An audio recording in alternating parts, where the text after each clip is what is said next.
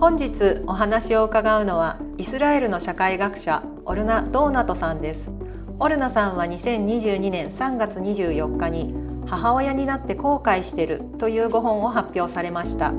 ご著書についてお話を伺います。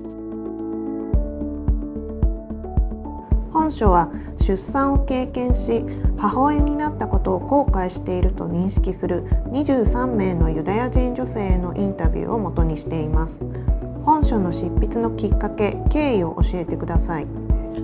So I started my first study in 2003, and it was about Israeli women and men here in Israel who do not want to be parents. And that was my first study. And when I ended the study, when it was finished, there was one sentence that kept troubling me. And that is the certain promise towards people who don't want to be parents, and especially towards women who don't want to be mothers, this certain promise that you will surely regret it. And as a sociologist, I was really intrigued by this, what I saw as a political usage of emotions in order to align women to become mothers in this case. And I wanted to study the relationships between regret and being parents and not being parents and society. So I decided to explore this unspoken emotional experience of regretting parenthood. That was the beginning of my study, regretting parenthood.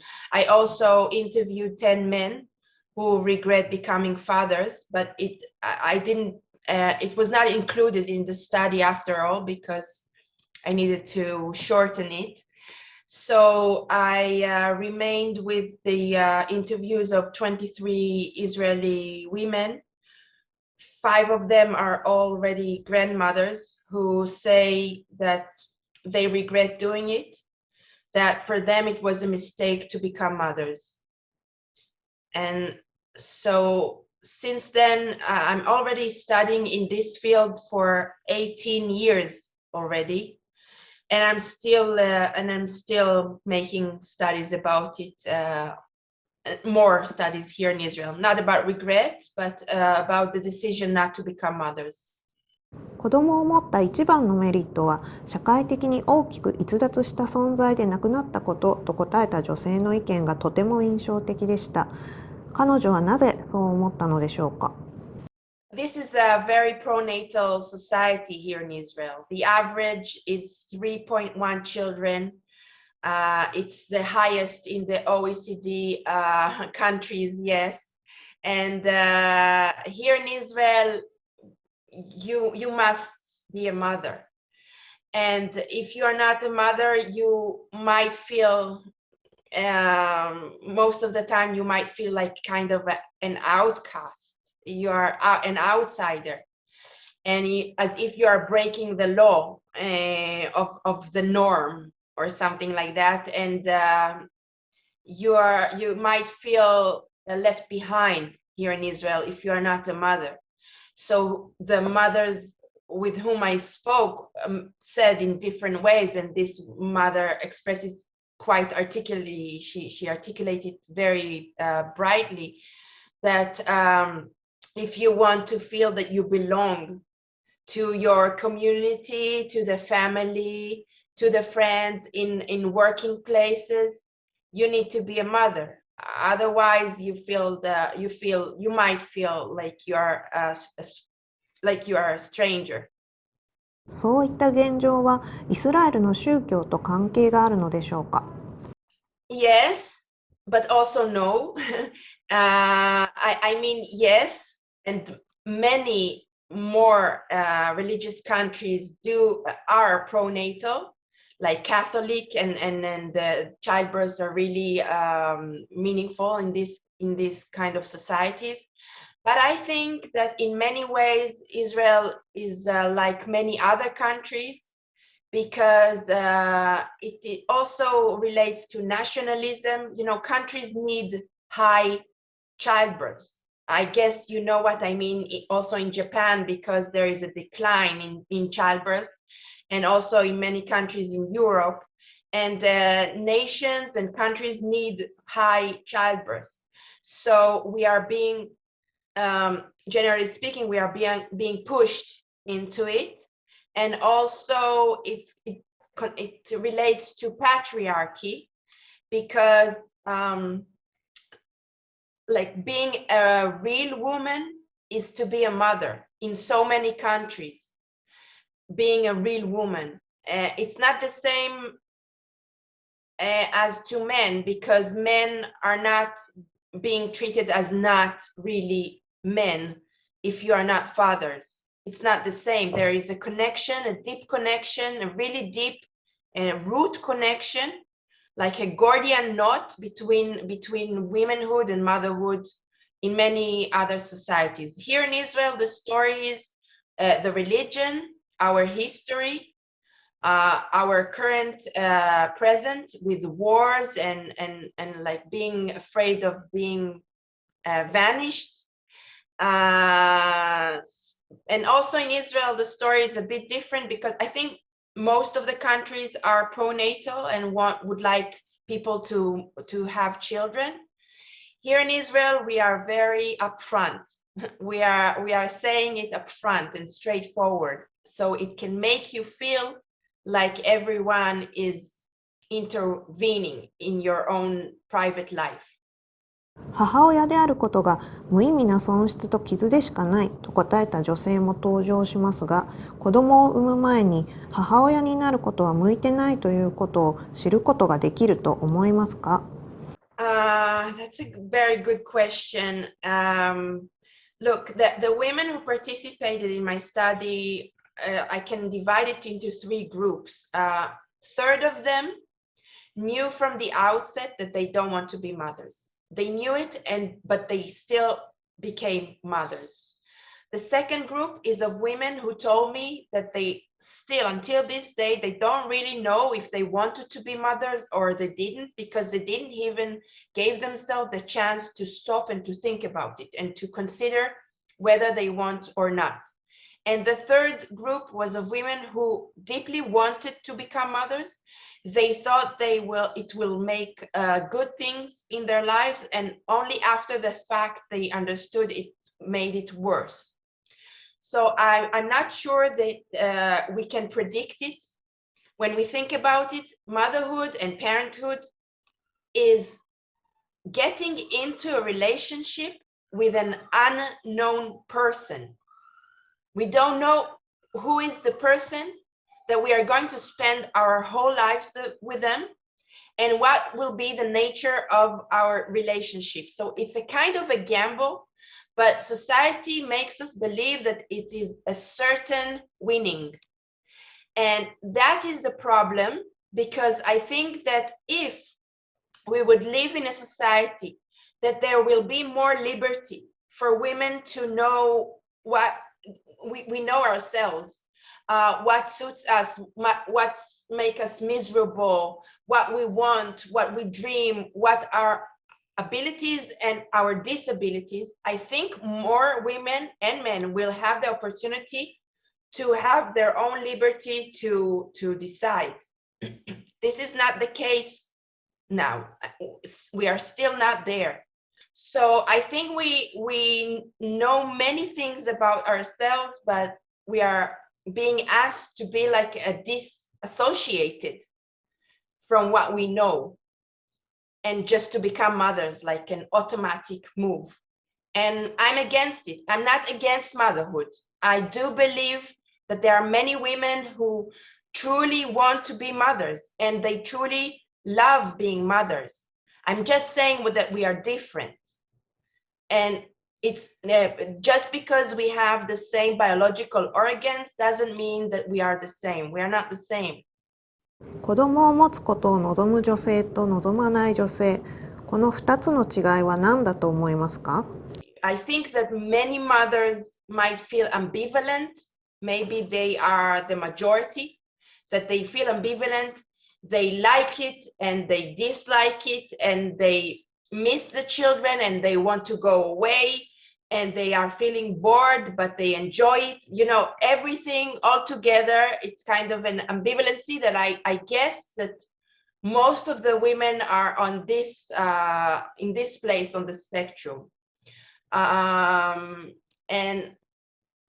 I'm not sure that there is a woman who is 100% all of the time that is happy for motherhood.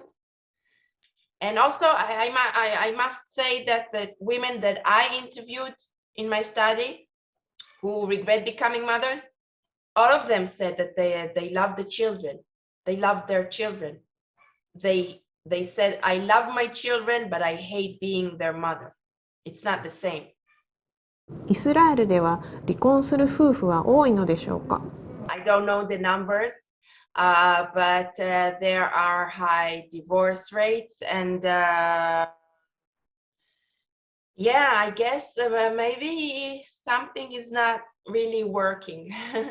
Something should be changed in the way we see relationships and families, and maybe I think that many of the problems, the roots to many of the problems are that we are being pushed into a certain kind of living that doesn't necessarily suit all people. I'm not saying, of course, many people would like company and would like relationships. I'm not against it, but we are pushed, also about the biological clock. We are being pushed, and women might find themselves not in a good relationships just because they were told, you are 32 years old, you must be a mother.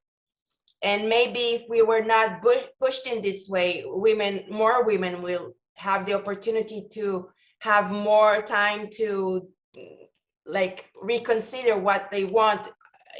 Is this person is the one that I want to live with? The pressure has very heavy prices. Of course, this is not the only reason for the high divorce rates, but one way of looking at it. 23名のインタビューを経て、ドーナトさんが最初に感じた率直な感想、意見はどのようなものでしたか？ It was very, very sad for me. Not necessarily the regret in itself, but about women who are feeling trapped. And that was really sad for me. And I must say that at the first weeks when I conducted the interviews, after I think 5 interviews, I got really sick. My fever was very high. I was sweating. I was in bed, and I felt really sick. And I think what I heard made me my body react. My body and soul react to it. It was really, really hard for me. And I was not surprised by their regrets. I felt what they felt about being trapped. I understood what they are saying. And I was also angry. I was also angry because, and this is what I'm trying to do since then, I'm still angry that we are not giving the liberty and the opportunity to decide, to be the owners. Of course, we can do it, but the prices might be very, very high and very, very heavy. この本を読んだ読者からはどのような感想がありましたか？ The book was first published in 2016 in Germany. I got a lot of messages from women around the world who are saying thank you for writing it, even if they don't regret, because so many mothers are feeling this heavy burden you talked about. And they feel that they don't have the legitimacy to express the hardships, the stresses, even if they don't regret it. So I think I intended to sketch a spectrum of relationships that women have with motherhood. And I got all kind of responses. Many of them were very angry at me for giving this voice place. And many of them tried to deny the existence of regretting motherhood.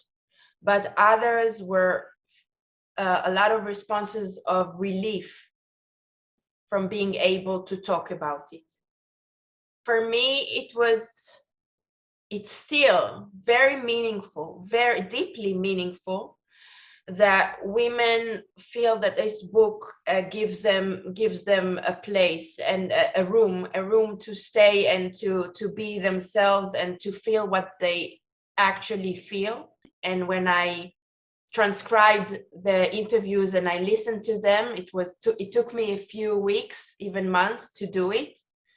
I heard them and I knew that I have a kind of like an explosive in my hands. I knew that, but I never thought it would be like that around the world.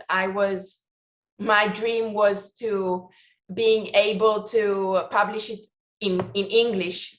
That was my dream, to publish it in English and also here in Israel in Hebrew. And that was it. That was the limits of my imagination there. And for me to know that there is a Japanese woman or Japanese women who are reading now this book and it means something for them, I can't even express how deeply meaningful it is. こういったテーマで本を書くこと、自分の問題意識を発表することにためらいはありませんでしたか？For me, there was no other option. I'm really used to it in Israel. I'm already, as I said, I'm already 18 years in this field, and I'm kind of like the face of the when people are talking about not wanting to become parents. I'm really known about it here in Israel because I published also the studies here in Israel. And for me, also then, back in 2003, even though I knew there will be a heavy fire towards me, for me, there was no other option. I'm a political woman. A political blood is going through my veins. For me, I don't see the essence of living without being involved in the situation and the state of other women's life. For me, it was not comforting if I'm not being judged for not being a mother here in Israel. For me, it's not enough. I wanted to try, at least to try to make a change in the public and the social discourse. I want to reduce suffering. And it seems like a very high goal, but at least I have to try and to do whatever I can in my ability to do it. For me, as long as society doesn't give up, as long as society is being obsessive about this topic, I will be obsessive as well. There is no other option. As long as women and children and men might feel suffering from this pressure, I will try to do whatever I can to speak about it. And to reconsider what we are doing and to see in which ways there is a harm to people because of this pushing into motherhood, sometimes against our will. For me, it's not a success if a woman is becoming a mother against her will. That's a very terrible world for me to live in. I don't want to live in this kind of world. So I'm trying to I have young nieces, 3 young nieces. My sister have 3 daughters. And I would like that maybe someday when they will be more grown up, that they will have the liberty to decide. So that's another motivation for women in general and also for my lovely, lovely nieces. イスラエルでは3人から4人の子供を産むことが推奨されていると書かれていますが、本書は約10年前の調査結果をもとにしています。2022年現在、イスラエルにおいて当時と比べて家族間や女性を取り巻く環境に変化はありましたか？I think there is a very, very, very slow change. It's almost, it's really tiny change. I think that here in Israel these days, more women can say that they don't want to be mothers. When I started my study in 2003, it was 18 years ago, the situation was different. So more women can express it, but I think they are still being condemned and slandered and being considered as selfish, childish, unmature, not real women, etc. And it's still more appreciated here to be mothers. And I think we're not the only country that this is the situation. My book was published in Germany, as I said, and I went there. It was before the COVID-19, and I went there a few times to meet different audiences, and to talk about the book. A few times I went there, and I met young women, German young women, who came to me and said, "Thank you for talking about it," because also here in Germany, there is still a hierarchy between being a mother and not being a mother. And I know that the statistics in Germany, for example, are that there are many women who are not mothers in Germany, but still statistics doesn't reveal everything. It's just numbers. We need to listen to what the women themselves are saying. And many women there are saying that they're still considered less valued because they're not mothers. ドーナトさんは現在、イスラエルのレイプ危機センターでも活動されているそうですが、ドーナトさんの中で本書の研究内容とこういった活動はどのようにリンクしていますか？ Thank you for asking it. It's a really beautiful question for me because I do see the links between the things that I'm doing in academy and outside. I consider myself as a social activist, alongside being a sociologist, and I'm involved in issues in arenas where women might feel that they don't have a say, that their voices are not being heard. And it's not the same, of course, between sexual violence and all this arena of giving birth. Yet, as I wrote in my study, there are women who are feeling they're being pushed, even though they don't want to.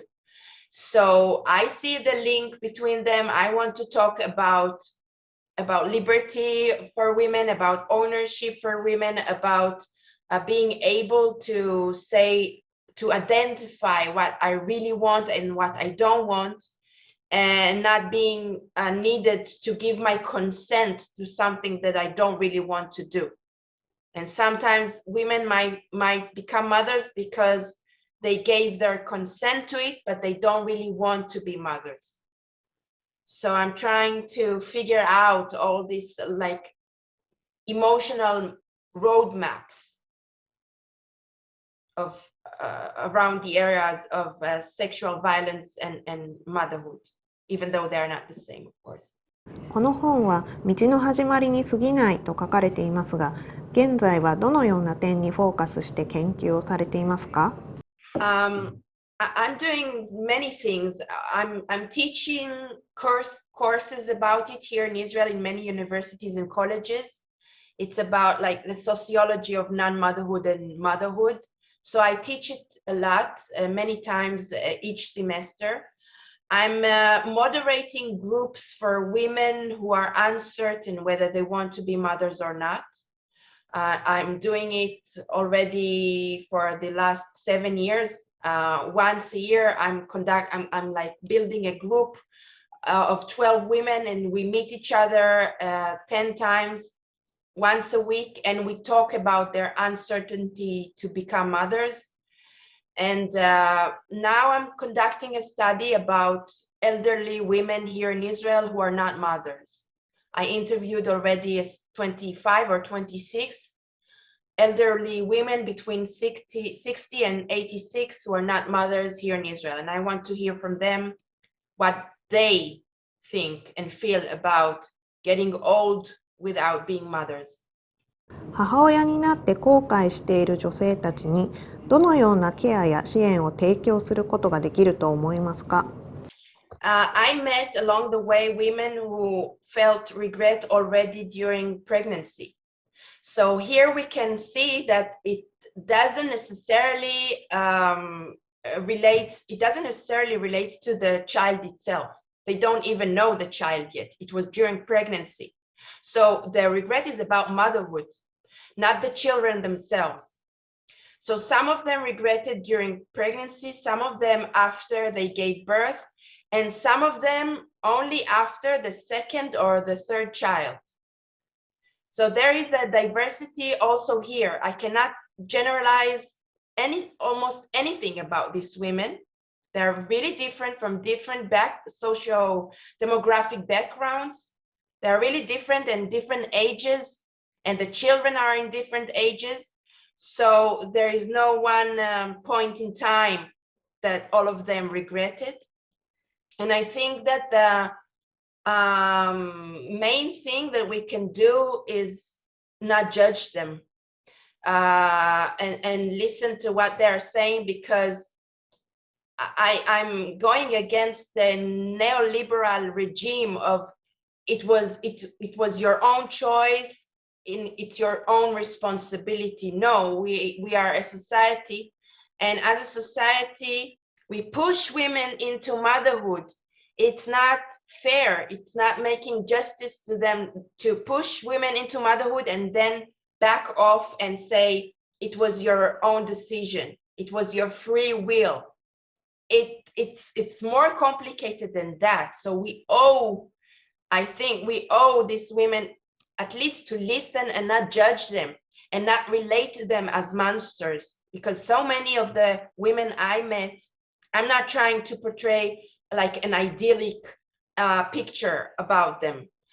They are human beings, and I'm just saying that I saw mothers who are trying to do the best that they can. I don't want to cooperate with this notion of the good mother. I'm not sure what the good mother is. I'm just trying to say that they are trying to do the best that they can in quite horrible situation. We have feelings and dreams and yearnings. We are not just in a social role. We are human beings. I'm saying the obvious here, but we also are human beings. And I think that I'm not the first one during history who is calling to see us like subjects, but I'm joining this effort of other women before me to do it. And also to reconsider once again the gendered division of labor between men and women, and that men will be able to also parent their children. They are their children as well. They are needed. If this is a heterosexual couple, they are needed. And I think that raising children should be more appreciated, and that states should give more respect to parents and to help them do it in a respectful way, and not expect people to do it and then neglect them.